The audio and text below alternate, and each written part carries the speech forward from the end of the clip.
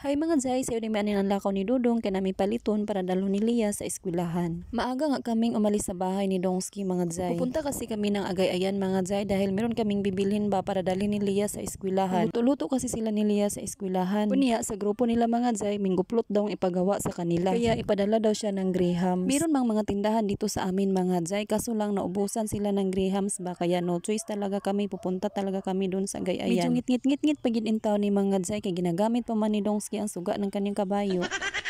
Pagkarating lang pala ni Dongski mga Zay galing ng trabaho, panggabi kasi yung duty niya. Hindi ko pa siya pinatulog. Pagkatapos niyang magkape ay umalis din kami diretso, baka magbati pa siya ng duka ba. Medyo malapit-lapit lang itong Agayayan mga Zay, kay tapad naman ito sa aming barangay kaya nakarating din kami kaagad. Nagdiretso din ako dito sa may tindahan mga Zay, kaso naubusan man din sila. Kaya nagpunta ako dito sa kabila mga Zay, may gani kay meron silang tinda dito. Isang putos lang na Grahams ang binili ko dahil marami man din silang magdala mga Zay. Nakabili naman kami ng Grahams kaya uuwi na kami. Kunya nakita man namin si ate dito sa dapli ng kalsada mga Zay ba, nagtitinda ng bulinaw at saka tamisan. Kaya nagbili na lang kami mga Zay kay tinawag man kami niya. Bali 1/4 lang na bulinaw yung binili namin mga Zay, kay medyo mahal man ang presyo niya, kay minus-minus man po ang among budget. Medyo mahina kasi ang panagyat namin ngayon mga Zay, kaya 1/4 lang na bulinaw yung nabili namin ba. Natatawa talaga ako dito ni Dongski mga Zay, kay nahihirapan talaga siya pag-ihap ng aming pira ba. Mga sinsilyo kasi yung pira namin mga Zay, kay kanang tilok-tilok na lang ba sa among pitaka ba, mao na lang gid intaw yung nabilin. Kaya naiibog man daw siya sa bulinaw mga Zay, kay perti mang sinawa, sinaw pa man sa paa ni Renjals. Huy!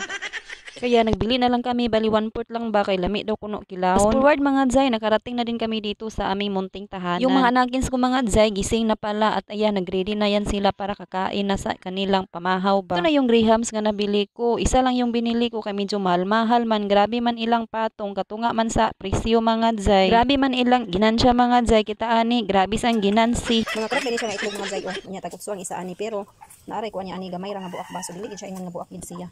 Karang nag-crack lang siya gamay, dili maklaro eh. Basta kay nag-crack siya mga Zay na, oh. Nag-crack siya gamay, mao na siya, oh. Tagutso lang isa ani, kay kun dili ni siya crack mga Zay, istagis ang isa ani, so nagpalit ko 5 ka buok. Kay tagutso ra. Ande nakapalit tag isda dito mga Zay, ang isda nga akong napalit. Labas pagit isa na siya mga Zay. Sada gid sayo magsuroy-suroy di ay kay paka sayo paka kita sa sudan, charos.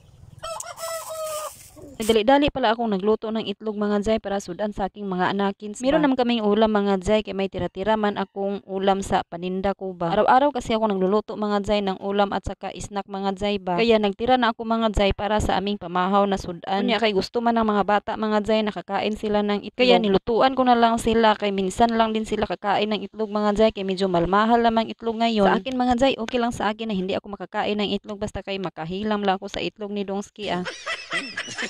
Naluto na yung itlog mga Zay at hinaon ko na. Ito na nga, kakain na nga yung mga anakins ko mga Zay. Ginataang gulay pala ako mga Zay sa aking paninda nga ulam ba, kaya ito ang sinabaw ni Sirin sa kanyang luto. Nagtimpla nga ako ng kape kay medyo malami-lami man magkape mga Zay. At dito ako nagkape sa may balko namin mga Zay para plastar ang ating pagkaupo ba. Mga pita mga Zay. So ilit atong kape. Labi pa kain sa akong pares atong kape. Naatay binaki diri mga Zay. Kaning binaki is kaghapon dili nako naluto. Niluto ko ni kaghapon sa hapon. Kay snack namo ba. So nakatay do ka mabilin. And then naatay pan nga akong butangan og itlog. Uy nayabo. Ako ni siyang gibutangan sa itlog mga Zay ang pan. Ako palamanan sa itlog ang pan. So doon ni kabuk pan yan na rin tayo kutsinta, di ba? Atong pares atong kape pwede na siya pamahaw. Pwede dili na ta mamahawan kay magusog na taan. Yes din nato mahurot. Ichos lang ni siya nga natay pares atong kape. Ug diri na ko taman sa ako ang for today's video karon mga Zay. So thank you for watching. Please follow me, like ug share sa ako ang mga video. Bye-bye.